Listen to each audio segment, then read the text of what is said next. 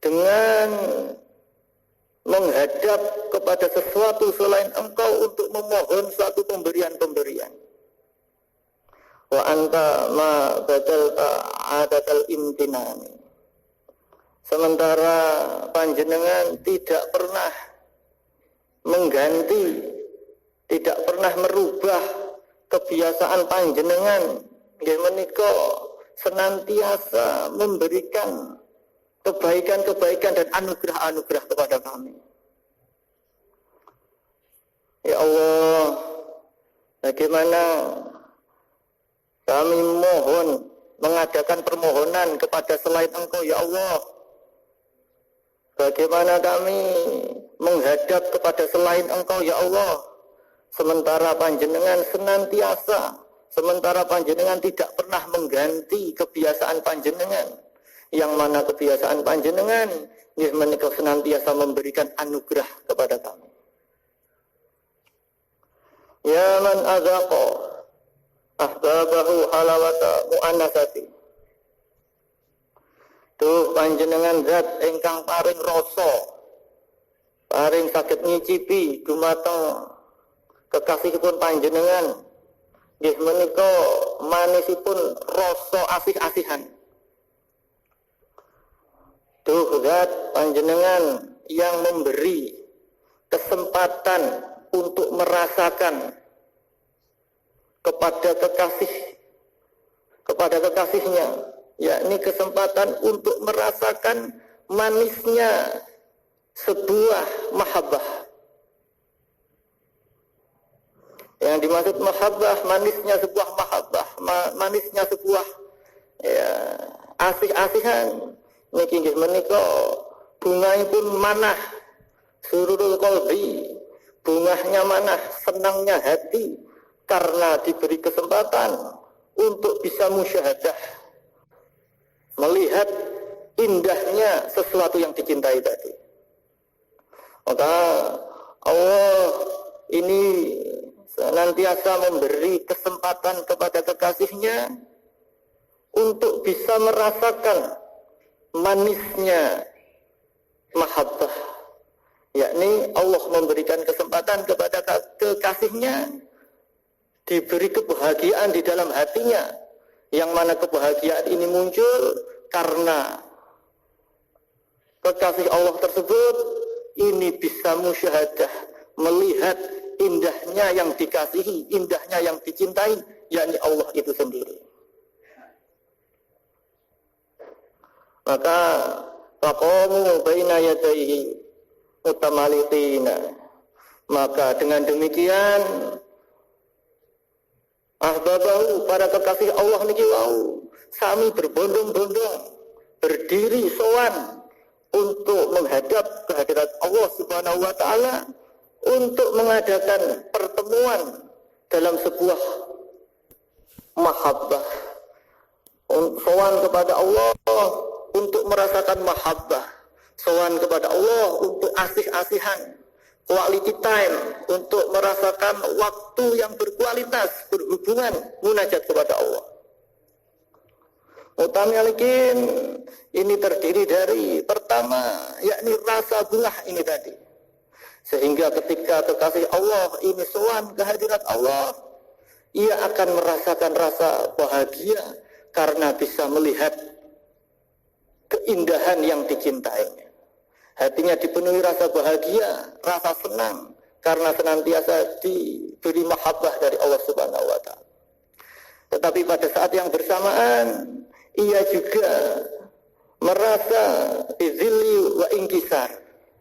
Ketika ahbabillah ini sowan kehadirat Allah, di samping ia mendapatkan rasa senang, rasa bahagia, rasa cinta yang memuncak, rasa manisnya dari cinta yang memuncak, ia dalam waktu yang bersamaan ia juga memiliki rasa bizilli wal inkisar, merasa hina dan membutuhkan kepada Allah. Maka seperti ketika kita menghadap, kita sowan kepada beliau Kanjeng Rama pada waktu itu, misalkan ketika kita sowan dalam pisawanan umum, misalkan dari jarak yang jauh kita sudah memiliki rasa yang menggebu-gebu, memiliki rasa bahagia bisa berjumpa dengan beliau.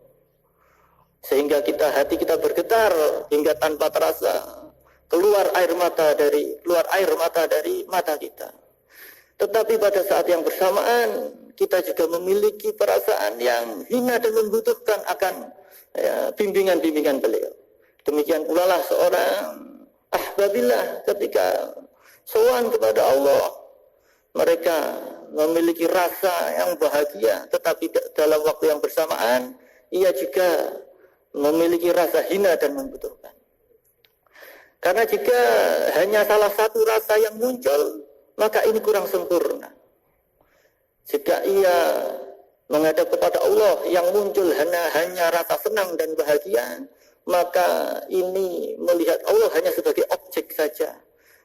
Aku bisa melihat Allah, bertemu dengan Allah hingga muncul rasa bahagia, tetapi hatinya masih memiliki rasa sombong sehingga ia tidak dibarengi rasa dzilli wal inkisar. Atau sebaliknya, jika ia ketika menghadap kepada Allah hanya dihantui dengan perasaan dzilli wal inkisar, hanya rasa takut, butuh dan hina, maka ia berarti belum merasakan mahabbah kepada Allah. Maka pertemuan kepada Allah ini yang sempurna menimbulkan dua rasa, yakni rasa yang bahagia karena bisa berjumpa, melihat keindahan dari yang dicintainya, tetapi dalam waktu yang bersamaan juga merasa kecil, merasa hina dan membutuhkan akan pertolongan-pertolongan Allah. Wa yaman al-basa awliyahu malabisa haibati. Duh zat panjenengan, panjenengan zat engkang nganggoni dumateng aulia ipun panjenengan nggih menika penganggon-anggon atau pakaian engkang rupi haibah atau wibowo. Duh zat yang memberi pakaian kepada kekasihnya, yakni pakaian yang berupa wibawa. Wibawa atau haibah di sini digambarkan sebuah pakaian, di mana haibahnya Allah ini diberikan atau dipakaikan kepada aulia ilahnya Allah, kepada kekasihnya Allah, kepada orang-orang yang dikehendaki oleh Allah. Sehingga orang yang dikehendaki Allah ini seakan-akan memakai atau menggunakan pakaian haibah atau kewibawaan. Yang dimaksud kewibawaan di sini adalah kemuliaan dan keagungan yang Allah berikan kepada orang-orang yang dipilih tersebut, kepada aulia ilah tersebut. Sehingga ketika seseorang aulia ini karena kedekatannya dengan Allah sehingga ia diberi pakaian kebesaran, pakaian kewibawaan, pakaian haibah. Ketika aulia ini diberi pakaian haibah dan kewibawaan, ini orang-orang awam, masyarakat awam, ketika melihat aulia ini hatinya menjadi ciut, hatinya menjadi takut, seperti ia melihat singa atau macan. Maka para hadirin hadirat, ketika kita orang awam ketemu dengan aulia Allah, ini seringkali di dalam hati kita ini berdebar tidak karuan tanpa ada satu sebab yang jelas. Banyak dulu ada cerita ketika zaman Mbah Yai Majid, ada orang yang pada awalnya meragukan wahidiyah, kemudian dengan niat tertentu ingin bertanya, bahkan arahnya mendebat Mbah Yai Majid tentang sholawat wahidiyah. Tetapi ketika ia betul-betul berhadapan dengan Mbah Yai Majid, hatinya menjadi ciut, hatinya menjadi gemetar, sehingga ia tidak mampu, jangankan untuk berkata-kata, untuk mengangkat kepala melihat Mbah Yai Majid saja ia tidak mampu, hingga ia tertunduk lesu, hingga hatinya terbuka. Dan ketika hatinya terbuka inilah ia merasakan bimbingan-bimbingan nadroh dari beliau Mbah Yai Majid. Demikian pula banyak pengamal wahidiyah ketika beliau Kanjeng Romo Yai masih sugeng, ketika akan sowan Dari jauh hatinya sudah bergetar tidak karuan, tidak kuat. Melihat beliau dari jauh saja tidak kuat. Tetapi ia terus mendekat karena mengikuti urutan atau antrian pisauanan tersebut. Hingga ketika ia semakin mendekat, berjarak beberapa meter, hatinya semakin berdebar. Bahkan ketika ia betul-betul berhadapan dengan beliau, ia tidak kuat lagi. Jangankan untuk meraih asta beliau untuk sungkem, ia langsung tergeletak semaput para hadirin. Inilah para aulia-aulianya Allah. Ketika ia dekat dengan Allah, ia akan dipakai, akan diberi pakaian haibah, akan diberi pakaian kewibawaan, hingga seseorang awam ketika melihat ini akan merasa ciut, takut, seakan-akan melihat macan. Sehingga ia akan mendapat atau ia akan mudah untuk mendapatkan bimbingan-bimbingan. Karena apa?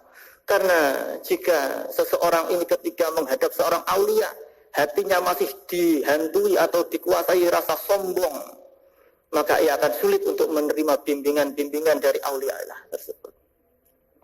Sebagaimana ketika dalam sebuah kisah Nabi Musa alaihi salam ini ngotot mohon pengen bertemu melihat Allah secara langsung. Kemudian Nabi Musa diingatkan, kamu tidak akan kuat untuk melihat aku, kata Allah. Kamu tidak akan kuat melihat aku. Kamu akan tidak kuat melihat aku. Tetapi Nabi Musa ngotot ingin berjumpa secara langsung kepada Allah.